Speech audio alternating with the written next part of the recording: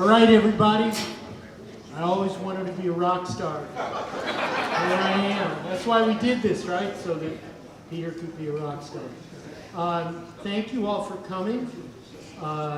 Here we are. Hard to believe that it's already 5 years, and there's so much more to do. The work that we're doing is needed all the more than we thought it was at the beginning. I don't know if I start trying to thank people, I'm going to mess up. There's so many people to thank. I will say, Clarence, my colleague Clarence White.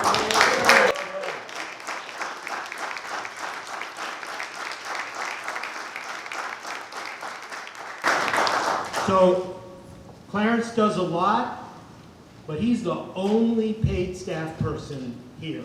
Everything else that's been done has been done by the generosity of activists and neighbors and scholars and students and all kind of folks who have donated these books, cataloged these books, shelved these books. Greg just cleaned the windows. Yeah.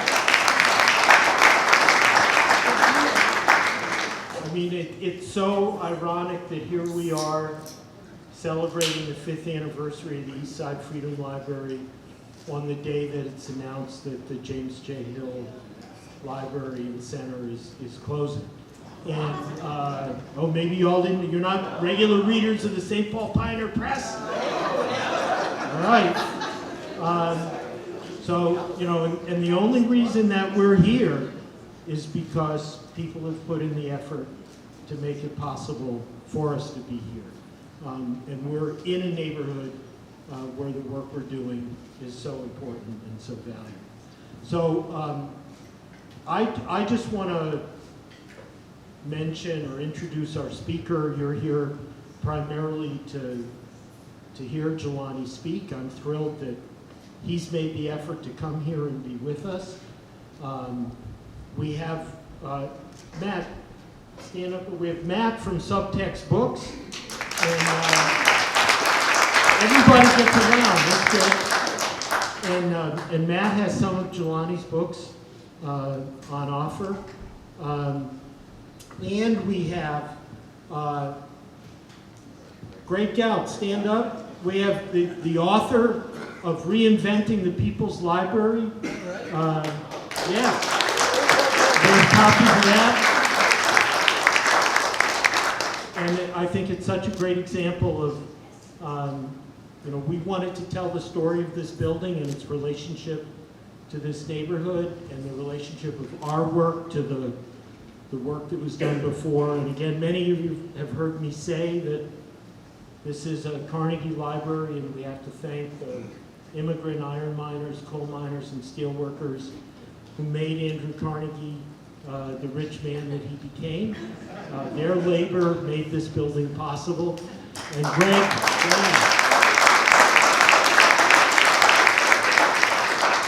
and this building was built as part of the development of a neighborhood library system here in St. Paul in what was then an immigrant working class neighborhood built on what was Dakota land. And we're thrilled and honored that we're working with Dakota people here in the neighborhood who are not only part of the past, but they're part of the present, and they're definitely part of the future of this neighborhood.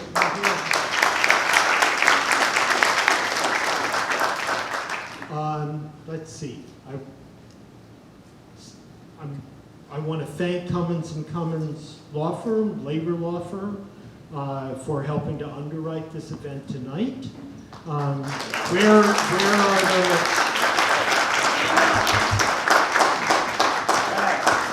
Mr. Cummins? I want to remind everybody to turn off your cell phones. I want to especially thank my partner, Beth Cleary. Beth,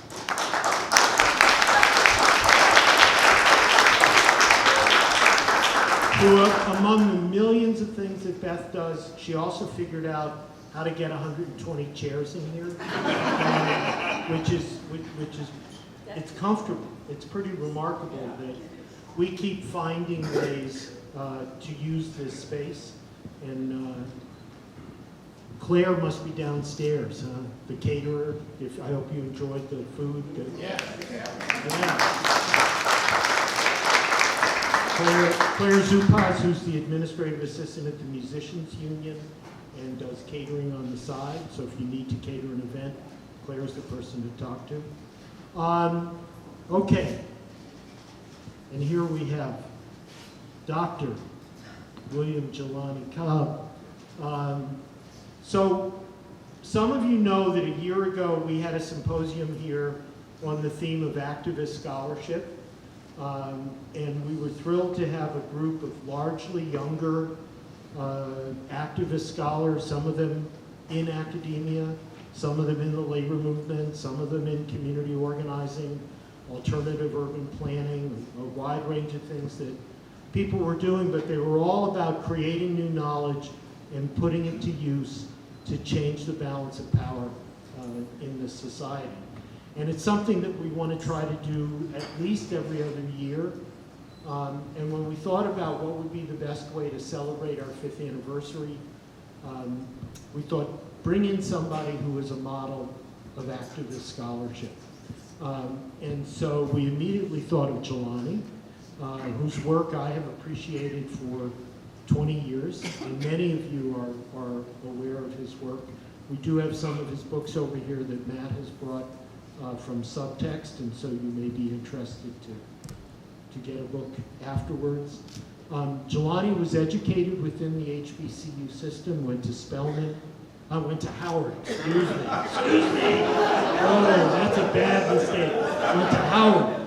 Don't tell the Howard people. And then did a PhD at Rutgers. Wrote about the really important and not nearly well enough known scholar Harold Cruz.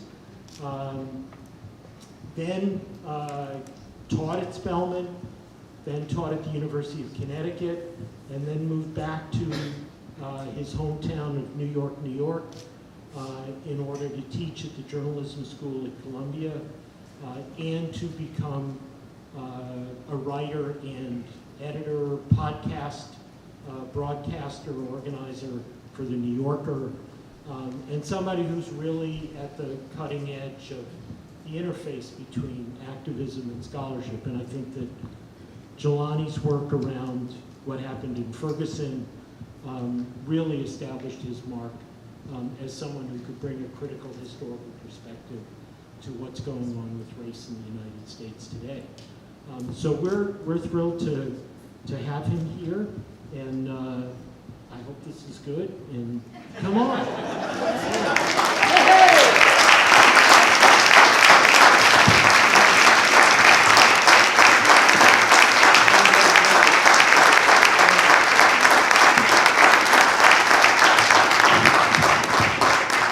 How are you all? Good, good.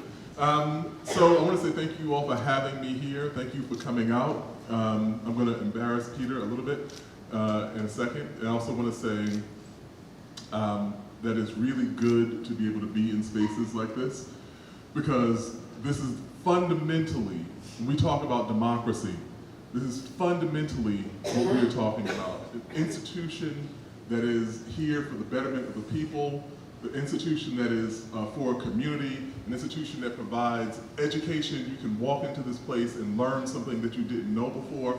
I've always felt like libraries were our foundational bulwark of civic commitment and understanding, and ways that we are able to gain knowledge and gain information and understand what we need to do next and share that among ourselves. And so I think that this is the real work of democracy. So I want to say thank you and congratulations on being here for 5 minutes.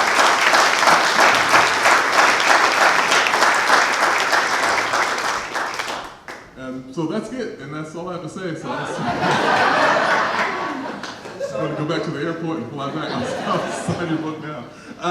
But I do want to say, in addition to my thanks to Peter and Beth for the work that they're doing here, and as well the many, many people who have volunteered to make this space viable. But I have to specifically thank Peter because many years ago when I was a struggling graduate student. There was a conference that I really wanted to attend, which was the Social Science Research Council conference in St. Louis. And I didn't have the money, and Peter told me that if I could get to St. Louis, I could stay in his hotel room, which was great. And I was really appreciative of that. I was able to come, was able to present my paper, able to connect with other scholars whose work was important and influential to me. And so I really have to say thank you. And that's the thing that he's done for many, if not dozens of other people who are trying to make a way, trying to contribute to the worlds of scholarship and the world of activism and the worlds of basic democracy. And he's done this for so many people, so I want to say thank you to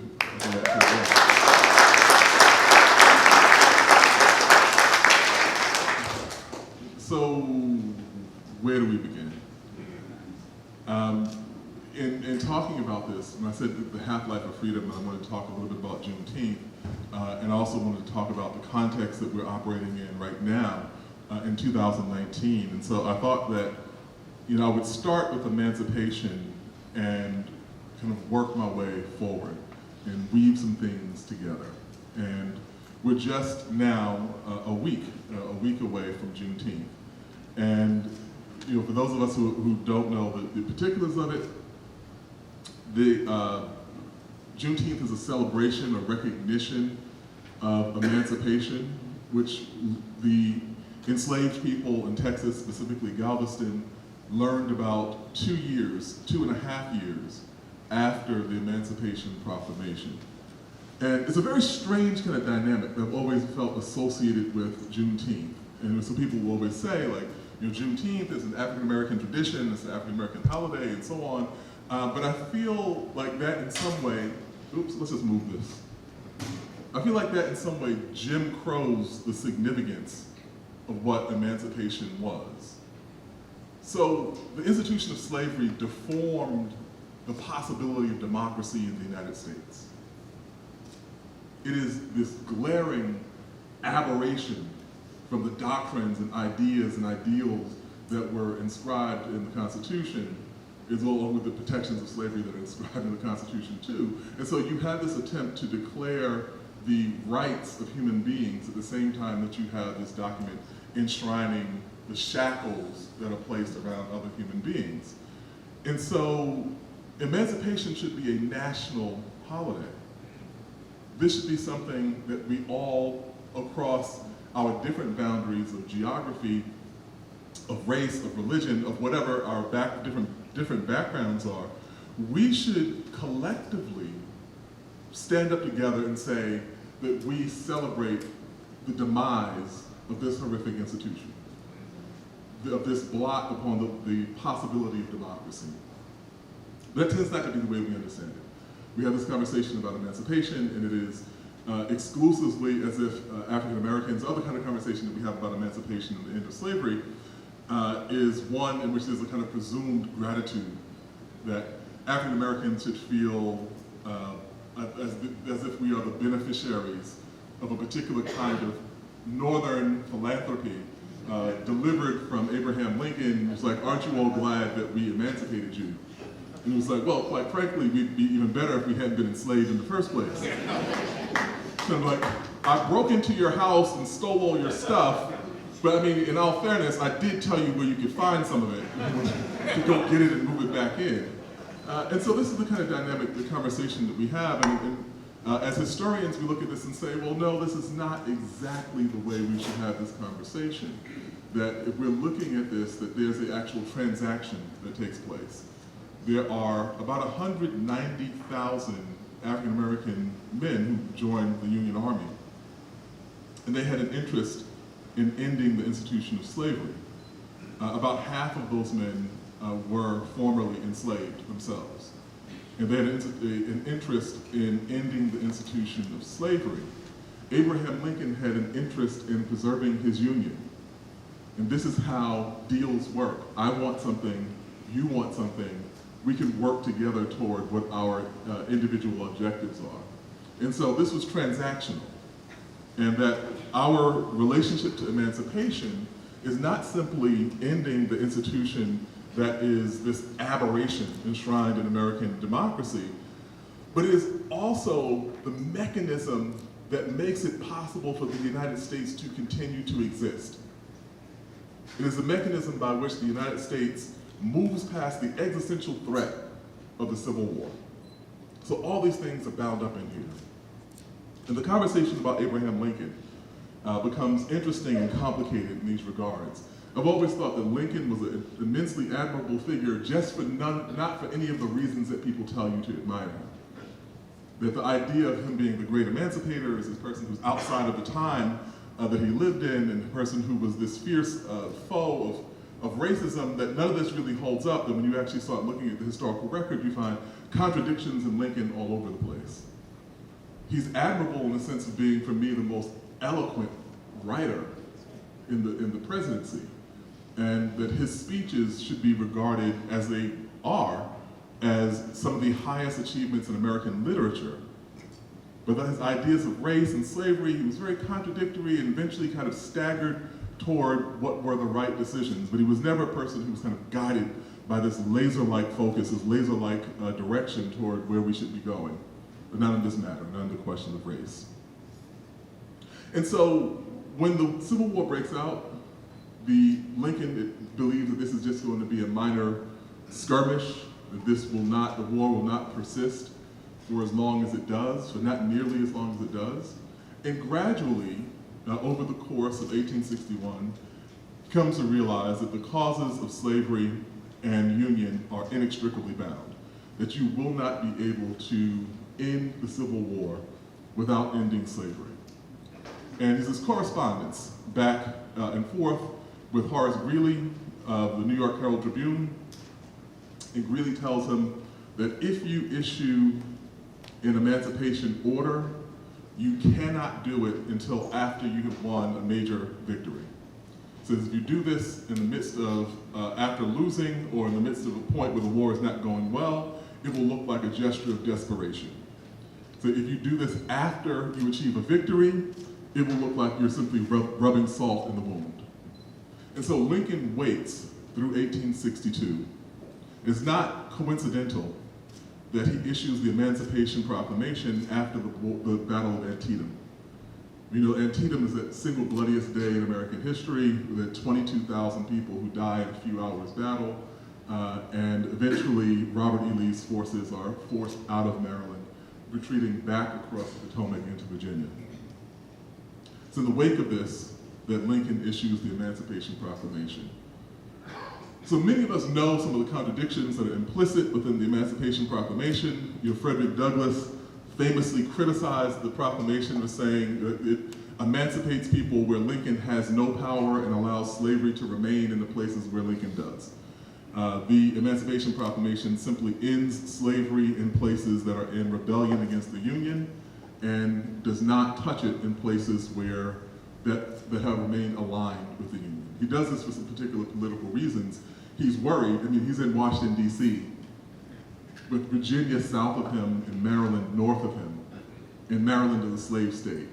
And you don't want to do anything that's going to send them teetering over to the Confederate side. And so he says we're going to carve out this bargain wherein individuals who are holding slaves in states that are not aligned with the Confederacy will not be affected by this directly. And then, of course, they have a reason to believe, and people say, well, my students would often ask me, well, why wouldn't they see that the writing was on the wall, that if he's emancipating slaves in some places, that eventually he will be emancipating them everywhere? And there's a reason for this. In Washington, D.C., there's a weird quirk about this. We've had this conversation about reparations that's come up now, and shockingly, it's come up very frequently in the presidential election. Candidates, at least on the Democratic side, are being asked very frequently about where they stand on the issue of reparations. I don't think anyone's asked Trump where he stands on the issue of reparations. He'd probably be in favor of it if he could find some way to steal them. But that's neither here nor there. This question has come up quite a deal. And I always point out that the United States actually did pay reparations for slavery in 1862 in Washington, D.C. slavery ended in Washington, D.C. earlier than it did elsewhere. And as a consequence of this early emancipation order, the federal government issued reparations for slaveholders.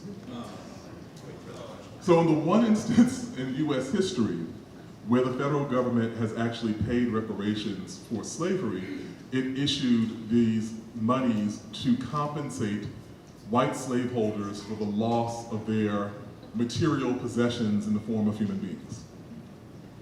And so this is kind of all baked into what Lincoln is thinking about with emancipation. And because of the particulars of the Emancipation Proclamation, people could be, if you're in areas that are in rebellion against the Union, you're considered free. And if you are in areas that are aligned with the Union, you are still enslaved. The problem is that over the course of the war, the battle lines change. The North can hold a county and then lose that county or withdraw from that county. You can be emancipated, enslaved, and re-emancipated in the course of a month, depending upon where the battle lines are. And so this kind of rolling line of freedom. So this is crucial to understanding what's happening in Texas. When we talk about Juneteenth and our recognition of emancipation there. For one, Texas has a particularly quirky relationship to these questions. It had only entered the Union in 1845. Shortly after it enters the Union, it secedes from the Union in 1861, just 15 years, really, of time within the Union before it secedes. But even the way that Texas comes into existence is complicated by this question of slavery. And so when Texans, when what was then the northeastern portion of Mexico, they began inviting Americans to, and giving them free land, inviting them to come to these territories to grow cotton, because the Mexican government is very keenly aware of how much money the Americans are making in the cotton trade. And say, we will give you land, you grow cotton, we will generate revenue from the taxes on that cotton, we will all make out well. We have a couple of provisions, however, in exchange for this free land, we want you to convert from Protestantism to Catholicism, which was a principle that the Americans promptly ignored. Secondarily, you cannot bring enslaved labor to work this land. Emancipation happened in Mexico in 1829. There's a president by the name of Saldana who issues an emancipation order in 1829, Afro-Mestizo president who comes to power in 1829 immediately issues an order of emancipation. And so there are, for those 36 years between the 13th Amendment in the United States and the emancipation of people who were enslaved in Mexico, there is an actual thing. People don't know about this. We know about the freedom that people sought by fleeing north. But if you were a person enslaved in the Deep South, you fled further into Mexico. You fled further south. If you could get to Mexico, you knew that you'd be free. And so I have this conversation. Sometimes it's important that we know where we stand historically, because you have these conversations and we believe one thing, but history doesn't support where we're actually going or where we're actually thinking. And I say this because I was having a conversation with this gentleman, who's African American, and he was very much of the MAGA disposition. And he's saying, well, I just think they need to send all the Mexicans back. That's what he says to me. And I was like, oh, okay. So you think that people who illegally travel across the border into another country because to flee persecution or whatever, they should be sent back? And he says, yes, absolutely. So I said, well, there are hundreds, if not thousands, of black people who escaped slavery into Mexico. So while you're standing up here and saying we should send them all back, that Mexican that you're talking to could very well say, you first, my brother. And so this is what's happening with Texas. This is kind of backdrop in Texas. And because Texas is never invaded in any significant way during the course of the Civil War, there are about 100,000 enslaved people who come from Confederate states and join the Union Army. and less than 100 of those people are from Texas by some calculations. There's very small number of people who make it out of Texas to the Union lines. And there's a real ambivalence on the part of Union soldiers and Union commanders about what is to be done with people if they are actually able to escape and make it to freedom, make it to the Union lines. There are different points at which, and there's a whole kind of history about this, different Union generals and Union officers who explicitly state that even if they are commanding a territory, they are not interested in emancipating any of the population that's there. And so these dynamics happen. This is part of the narrative here. And so in Galveston, they begin fairly early on, 1863, they begin recognizing that things could go very poorly for them and began leaving en masse with their enslaved population. That slaveholders begin leaving and moving around, and so you have again a kind of musical chairs of slavery happening. If you look at the populations of the counties in 1862, 1863, 1864, up to the end of the war, people are moving in all sorts of places all over, almost like chess pieces, trying to keep the enslaved population away from wherever they think the Union Army may be landing or may be in force. And so when you have the Emancipation Proclamation issued, it's issued in 1862, it takes effect in January of 1863. And it's very possible, for these reasons I just outlined, it's very much possible for the slaveholders to keep this information away from the people who are enslaved. And there are instances where people know, or people have heard, or the kind of allegations. There's some people who don't know anything about what's happening in the war because of depending upon how rural the place you are enslaved in, how sparsely populated. It's possible for people to continue to labor for all of these months and into years without knowing that the Emancipation Proclamation has been issued. And of course, there are other less happenstance related theories about this. One holds that people were concerned that Northerners alike, that if people gained their knowledge about emancipation, they would do exactly what they wound up doing, which is leave. If someone tells you that the matter of slavery means that you cannot leave this particular locale, you are bound to this particular place, when someone says you are free, you leave. There's a story that I love. It's a great story because it says so much about how this institution operated. And it's a woman who, her husband, her sons have gone off to the war. They've died. She's tried to hold off on telling people who she's holding in slavery for as long as she can. And then she has to come out and tell them that the war is over and that they are free. She comes out and she gathers up, all the black people. She says, the Yankees have won the war, and a terrible thing has happened, and you all are free. You no longer have to stay here, but you don't have to go. That if you want to stay here, we can just live as we've always lived. And I've been good to you. We can take care of each other. And how does that sound? Would you like to stay here? All of these black people lined up, and they're like, yes, ma'am.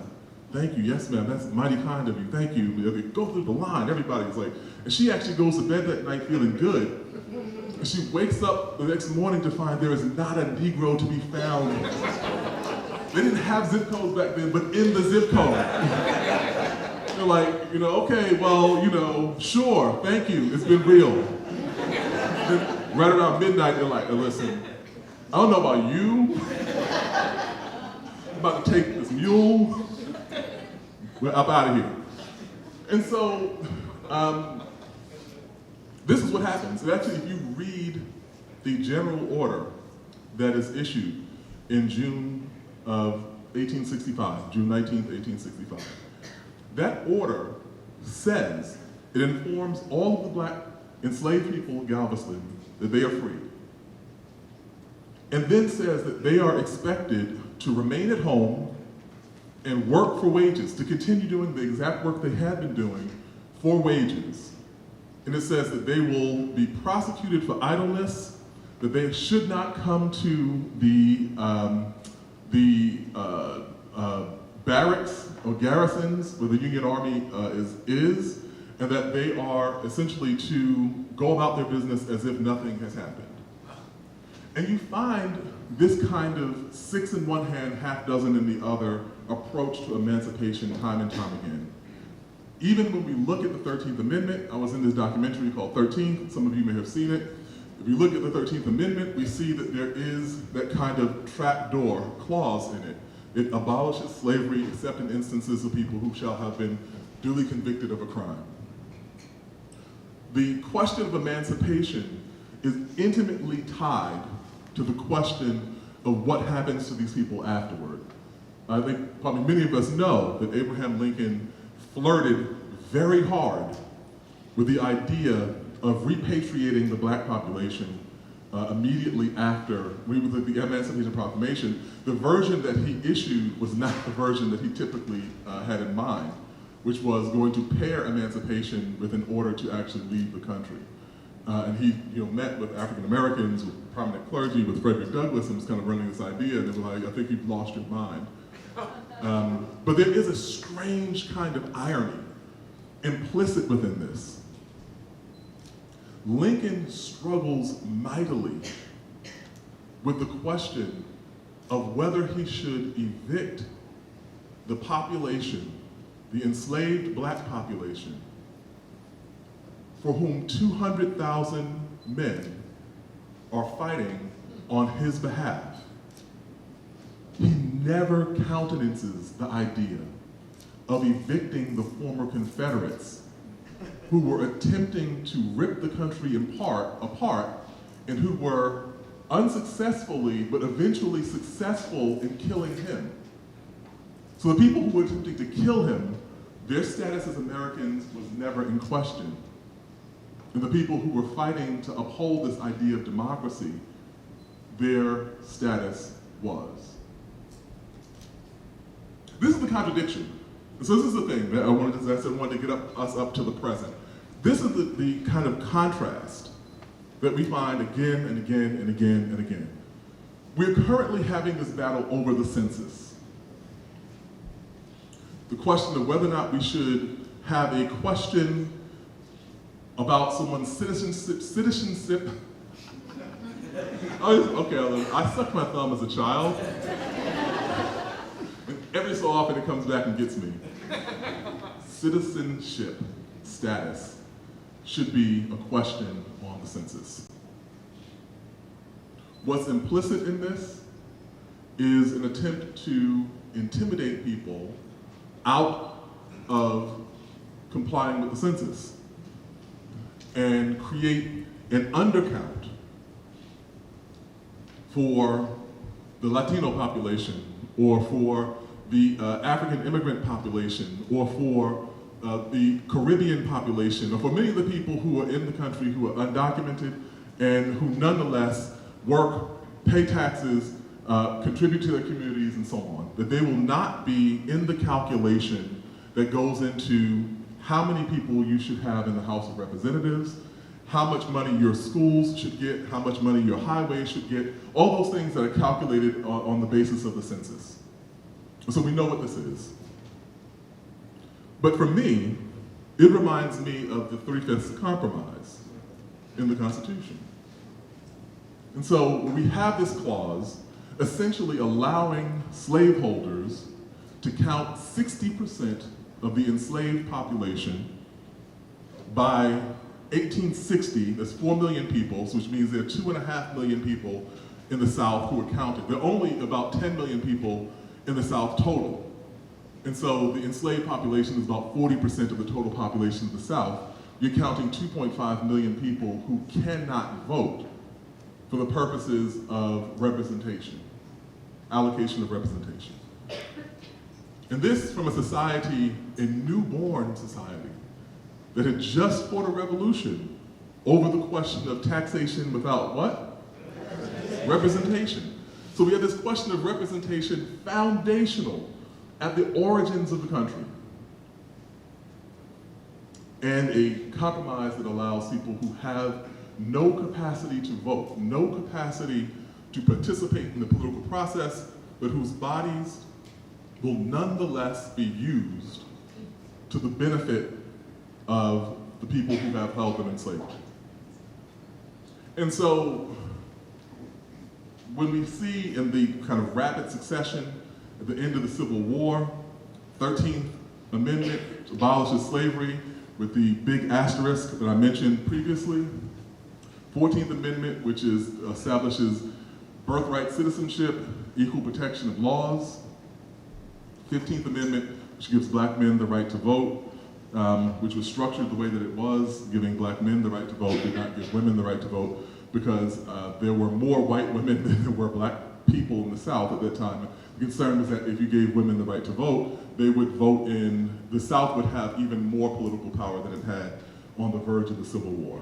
So all of this was designed to blunt the political authority of the South after this war. Bloodiest war in American history, 700-some thousand people killed. We think about that number, that is almost triple the number of Americans who died in World War II, or about 12 times the number of Americans who died in Vietnam, or kind of the numbers we kind of add up. It was staggering numbers of people who died. And the main priority of the Republican leadership at the end of this war is to make sure that the South cannot achieve the same sort of political power it had on the verge of the war. And the one thing that you can do to prevent that 2.5 million people, that extra power that they had, it's like, well, if you give black people the right to vote, and if we count them, as the 14th Amendment ensures, we count them as full citizens, as 100% of a person, that will mitigate the political authority of the former slaveholders. So that's what this strategy is. Many of us know how that turned out. Just about a week ago, I was in Montgomery, and I did a tour of the Lynching Memorial that Bryan Stevenson's organization, the Equal Justice Initiative, created in Montgomery. And I was talking to the people who were on this, to a group of journalists, and I was talking to them about, how lynching came to be this kind of dominant social behavior in the South over the course of these years, and not simply exclusively in the South, but predominantly in the South. And so what I said was that when we look at the questions of ethnic cleansing, we could talk about what happens in Nanking with about 500,000 people who were killed in a few months, or in Rwanda, or kind of huge grand scale atrocities. And the number of people who were lynched between 1880 and 1920 is about 5,000 people. And I said, so the temptation is for people to say these are comparatively small numbers, but this violence had a different intention. It wasn't meant to purge a population, it was meant to subordinate the population. And so they were lynching people out of political contention. And I said the kind of stereotype about lynching was that these were all revenge assaults that happened in response to rape of white women. I was like, but overwhelmingly this was not. There were not even allegations of rape in most of the instances of lynching. I said, but if you really wanted to find a good way to get yourself lynched, demand your wages. That is one of the predominant incidents that we see prompting mass violence against people. And so you see this kind of baked in, or try to vote. So these baked in forms of economic and political subordination of communities. And this is how lynching proceeds. And so, in the law of unintended consequences, we wind up with a situation in the South where the black population is now counted as 5/5 of human beings, but they can't vote. They can't participate in civic life in any way. And so the consequence is that the 14th Amendment attempt to empower this population actually makes the South politically more powerful than it had been otherwise. And so the South of the 1930s, the 1940s, and 1950s, when we talk about the ways in which the New Deal is carved out and FDR has to constantly think about what the Southern Democrats want, it is because he is dealing with a portion of the country that is politically more powerful than they had been before the Civil War. And this is all about numbers, because people are actually really interested. Now that they're counting 5/5 of the black population, they are really interested in counting all the black people. And so when I went, my father's family was from this little speck of a town called Hazelhurst, Georgia. If you've heard of it, it means you're my cousin. It's like, and if you've been there, it means you're like my brother or sister. And so I went back and looked up the census data for 1920, and I found my father's family. I was a late life baby, do the math. Whenever I say that, like 1920, people start calculating. Yeah, I was a late life baby. And so, 1920, there's my grandmother, my grandfather, my father, and one of his siblings there on the census. Interestingly enough, my family is listed as mulatto, which is kind of odd, was striking to me.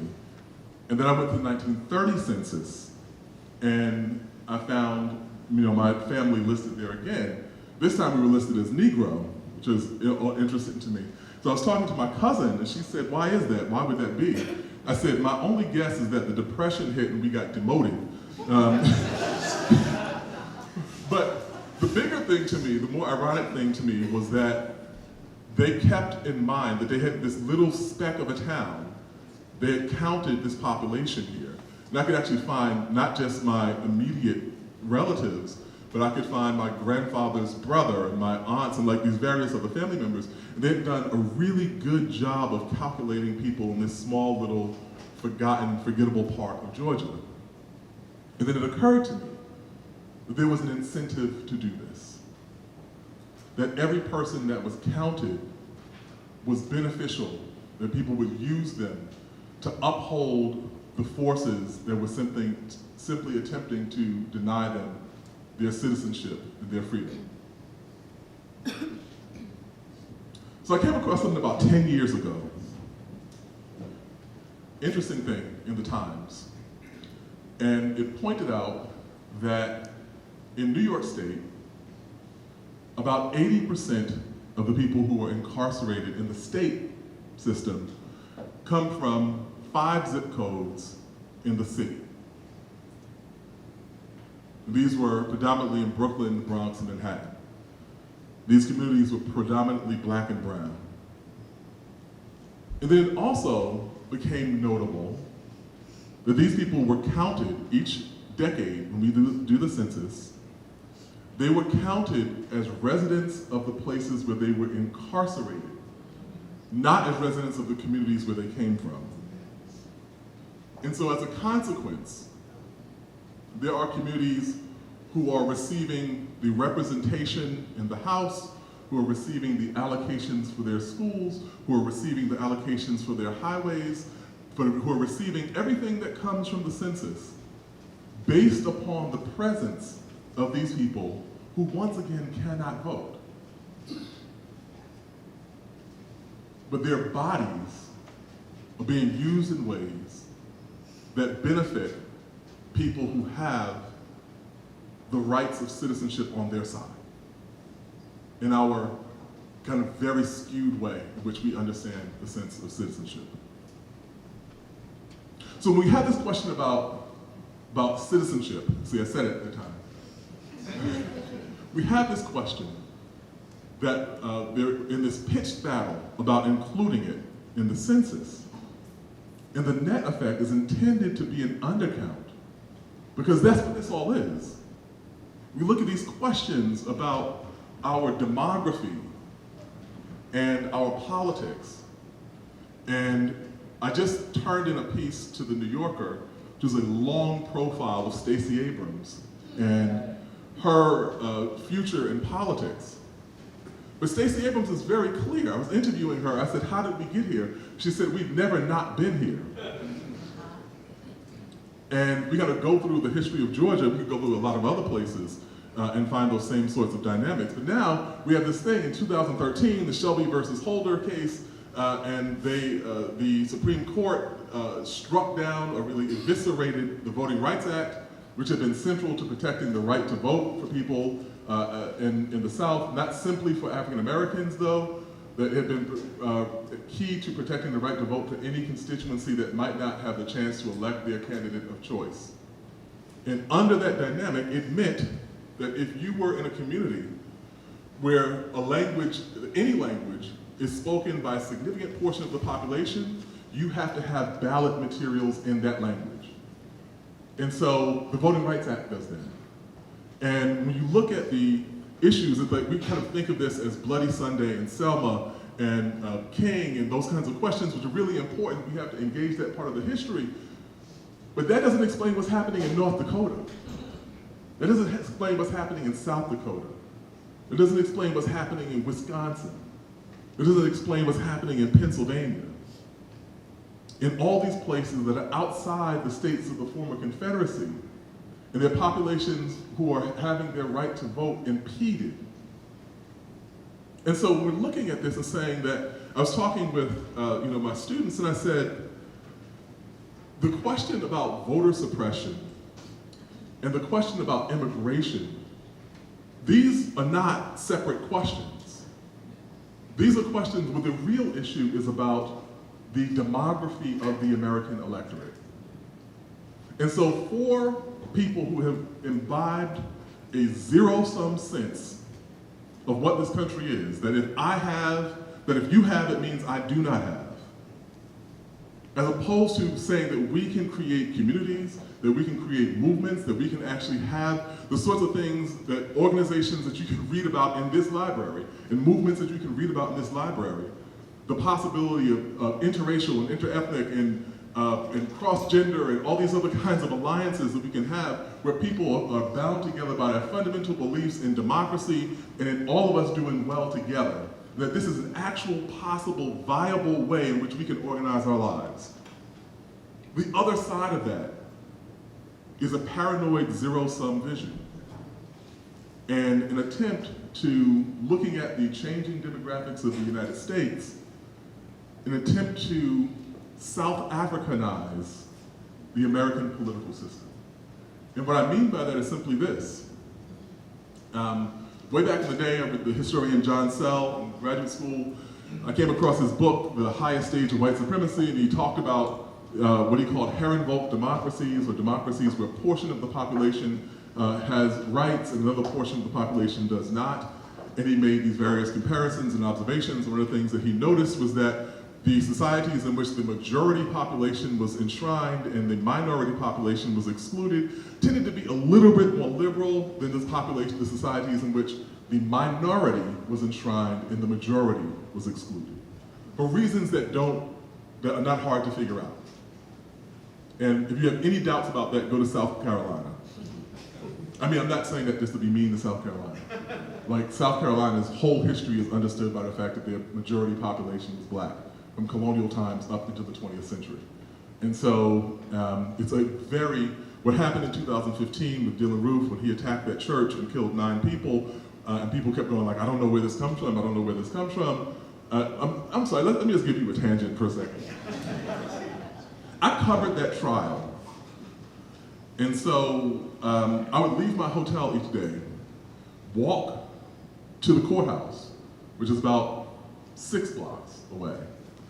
And one afternoon, I'm walking by, and I happen to look up. I mean, I'm looking at the ground floor level of all of these buildings. But one day I happened to look up and realize that I'm passing the Charleston Museum of the Confederacy. And I was like, oh, I need to go in here. So I pop in, and there were 2 women there, one woman who was in her 40s and one woman who might have been maybe in her 60s. They could not have been more polite. They could not have been more welcoming. They saw my name tag, and the first woman said, oh, where are you visiting from? And I said, I'm from New York. And she was like, oh, welcome. What brings you to South Carolina? And I said, I'm here for Dylann Roof's trial. Everything changed. She said, oh, we don't need a trial. We should just get rid of him. And I said, what do you mean? She said, just get rid of him. And I said, well, it's interesting you'd say that because the jury at this moment is deliberating about whether or not to give him the death penalty. And she said, There's no reason to deliberate. Just get rid of him. And so I ask the most obvious question to me. What do you say to the idea that Dylann Roof did what he did as tribute to the cause that this museum is memorializing? And I went over exactly the way that you think he did. Like, everything stops, and people were like looking at me. And she said, oh, he doesn't know. He didn't know. The Confederacy did not stand for hate. It was not about racism. And so I said, why do you think that white supremacist organizations fly the Confederate flag? Not just here, I mean, internationally. Neo-Nazi organizations, they fly the Confederate flag. She said, does that happen? And I said, I guarantee you can see, because like, I'm not making this up. And she said, well, these are people on the internet, they don't know, what happened, they don't understand anything about this. And the older woman comes over to me and she says, the main thing that was important here is that after those people were killed, we did not let Black Lives Matter come in and burn this city down. Now, I have a very particular sense of humor. So I noticed that as she was saying this, she was standing next to a Confederate cannon. So I was like, Charleston was burned down, but Black Lives Matter didn't do it. It was like, y'all brought that on yourselves. But it's this idea, this kind of fundamental paranoia that attends populations that feel like they're outnumbered, or people who feel like they have to circle the wagons. And this explains so much of American politics. It explains the moment that we're in. It explains why we have, I'm from Queens. I tell people that everywhere I go, I'm very proud of my Queens background. And I'm very particularly proud of the fact that I come from what is statistically the most diverse county in the United States. And by some estimations, there are as many as 800 languages spoken in Queens. And so I always would say, racism is impossible in Queens because you really don't know where that person comes from. It's like, you can't even find out what stereotype to apply to them. No, actually, we don't do that. We're the ones that do this, And so, but, for me, it's not coincidental that the most xenophobic nativist president in modern American history is also a product of the most diverse county in the United States. And to understand Trump and Trumpism, we need to understand the difference between his generation of Queens residents and my generation. Trump is 23 or 24 years older than me. He grew up in Queens at a time where it was the second whitest borough in New York City. Queens was so white that when Jackie Robinson moved there, he was playing for the Dodgers, when Jackie Robinson moved to Queens, there was a cross burned near his property. Let him know he wasn't welcome. This was LaGuardia Airport, which some of you have flown into, was segregated. This is Queens history.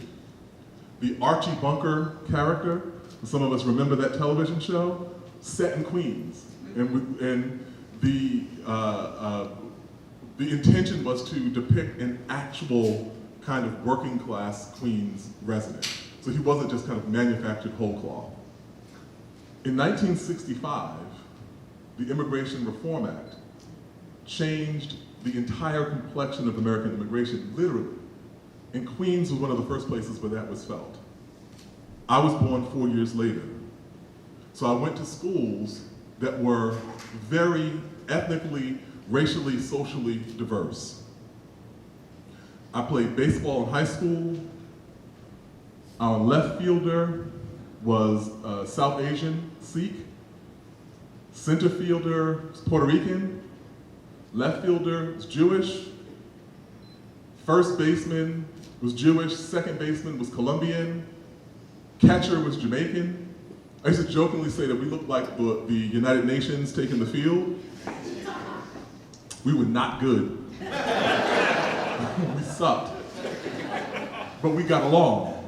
And we understood where we were coming from. And what that translates into for me is the fact that decades later, not long after 9/11, when I was on an airplane and a group of people, when flying was still a very fraught experience for people, I see this gentleman, tall, olive-skinned. He has a kufi on and a tunic and kind of baggy white pants. He has a beard. If there's a kind of stereotypical idea, there's like the word Muslim pops up over his head. And you can almost see the tension ratcheting up as he walks down the aisle. And as fate would have it, he walks down and sits, I'm in an aisle seat, he sits across from me like one row back. And I look at him, and look at him again, and I said, excuse me, where are you from? And he looks at me and says, where are you from? Which is an appropriate response. And I said, I'm from Queens. And he said, okay, everybody's listening. And I said, I'm asking because I think you're also from Queens. And if you are who I think you are, we were in the same breakdance crew in high school. And he looks up at me, he says, Jelani? And I said, Shake. We stand up and hug. All the white people relax. Oh, thank God he was a breakdancer, he won't kill us. And so, the funny thing I tell him, I was like, you know, Shake, I have to admit to you that I thought that Shake was your breakdance name. Like, I thought it was S-H-A-K-E. I was like, that is a dope name. It was like, it wasn't until years later that I was like, you know, I actually think that wasn't the Shake. That's not like what his name was. And he was like, yeah, no, that's not what my name was. But where other people saw this kind of blank slate of foreigner, Muslim, antagonist, other, hostile, enemy, I saw the best breakdancer I knew. Someone whose home I'd spent formative hours in. Someone whose table I'd eaten at. And someone who made my day by happening to show up on the same flight that I was on. And that's the difference. That's the distinction between these two visions of the world. And so the last thing that I want to talk about is that earlier today when we went to breakfast, Peter asked me about whether I was optimistic or pessimistic about the moment that we're in right now. And I talked to him, I kind of rattled off my fears and concerns. He said, oh, so you're pessimistic about things. And I said, no, I have an optimism, but I would say it's the optimism of a boxer going into the late rounds. And what I mean by that is that it's the question not simply of can you win. You wouldn't get off your stool if you didn't think that you could win. But the fact that winning will be difficult, that it will exact a toll, that we should not underestimate the obstacles that are in front of us, but that winning is fundamentally possible. For each of these moments that we've talked about, for each of these movements that we've read about, for each of these things that we've thought about, for each of the individuals who we talk about, we respect them. We read about them. We write about them. Not because of what they did in easy times, but because of what they did in the midst of adversity. Absent slavery, Frederick Douglass is just a dude who's like a big afro and writes really well. But he has a struggle to confront. Absent the garment workers, absent the exploitation, the Triangle Shirtwaist Factory fire, Cindy Hillman is a person who has a great number of talents, but might have been completely unrecognized. Absent any of the challenges that we found ourselves confronting, it's those places that we find inspiration. It is those people we look to. And it's those instances that we seek out in our dark moments. And it is community institutions like this one that are the reservoir of that knowledge. And in that way, the reservoir of our attempts to instill an actual democracy and to create an actual set of conditions in which all people have their humanity respected in this country, in the United States, in this particular hour that we live in. Thank you. before we break, I want to introduce our board member, Todd Lawrence. Let me just say, Jelani will be available with his books. You can ask him questions and visit and talk. How did it hold him and it didn't hold me?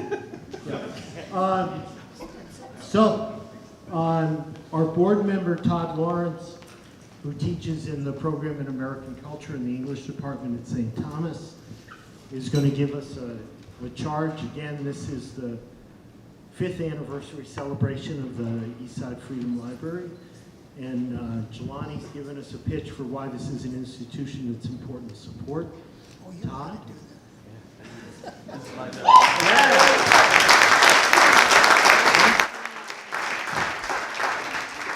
I'm just going to stand right on the solid ground here. I want that to happen to me. I was sitting over the chair of the board right at the end of Jelani's talk, and she pokes me and says, "That's going to be a hard act to follow." So I'm not going to do anything but try to really just draw from what Jelani was saying and sort of reference the brilliance. I mean, the Eastside Freedom Library is one of the only places where you will get to see Jelani Cobb talk for 45 minutes and there's 120 people in the room. Like, I don't even think your students, they have probably more students in the room when you're teaching than 120 people. So this is a really wonderful event, the kinds of events that we have here, which are not sort of fed by that idea of that zero-sum idea, right? The Eastside Freedom Library is a place where people come together to build something, where people come together to activate ideas into action, right? And that's why I love this place so much. I've been on the board for, I think, a couple of years now, but I've been involved with the Eastside Freedom Library for some time now, and the first time I ever walked in here and saw this place with all these books, of course, I'm a literature professor, so books, you had me at books, right? But it's the kind of books that are in this room, and more than that, it's the kind of people that this room is almost always filled with, people like yourselves. So it takes a lot to keep this place going, and one of the things that it takes is money.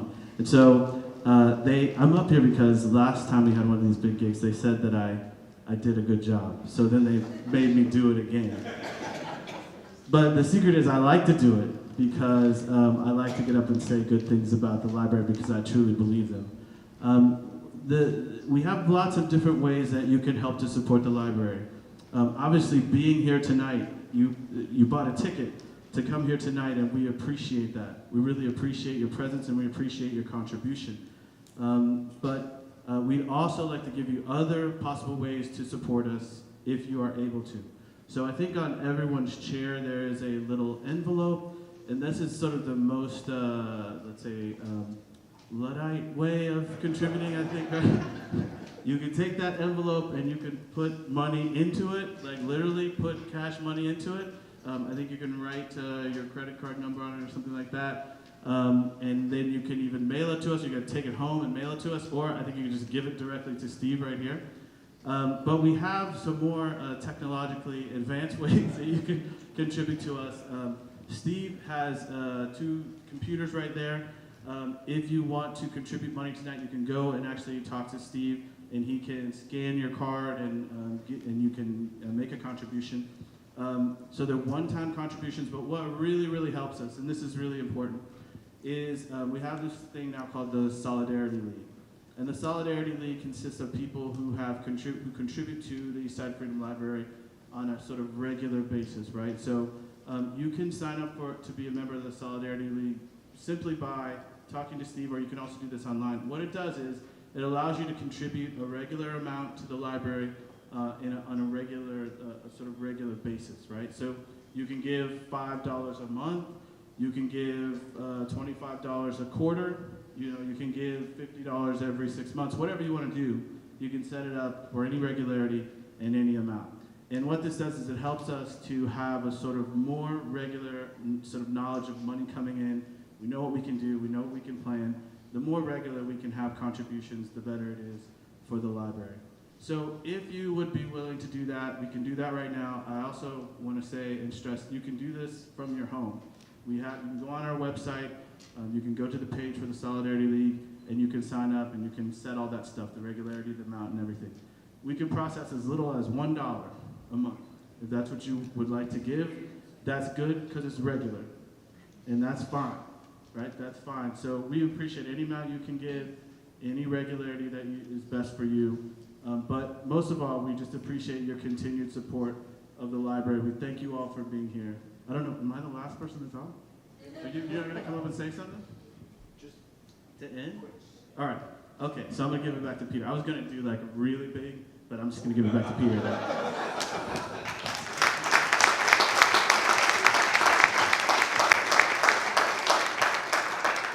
So if you don't know Todd's work, you know, we had a great book event last year with Todd's book, When They Blew the Levees, about what happened to a small African-American community in Missouri. Todd is a great practitioner of critical ethnography, as well as a scholar of literature, part of the great team of people that are here. So, Clarence, what do you suggest? There's still desserts. There's dessert downstairs. So, you know, and there's still more to drink. There's still booze. We're trying to move this beer out of here. Please, you know, no rush to leave. Stay and visit with each other. Visit with Jelani. Visit with Todd. Visit with Matt. Buy a book. Visit with Greg Gout, the author of Reinventing the Library. I don't know if I finished the story. That what happened there was Greg wrote this great manuscript about the history of this building and its relationship to the neighborhood, and then we couldn't find anybody to publish it. And then Tom O'Connell, longtime friend and board member here, Tom said, why don't we publish it ourselves? And he had a good experience publishing his own book on community organizing, and so we published it ourselves.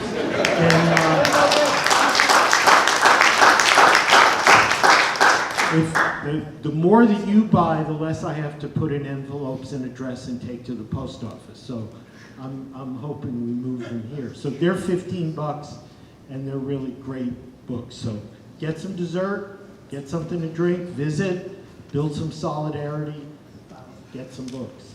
Thank you very much.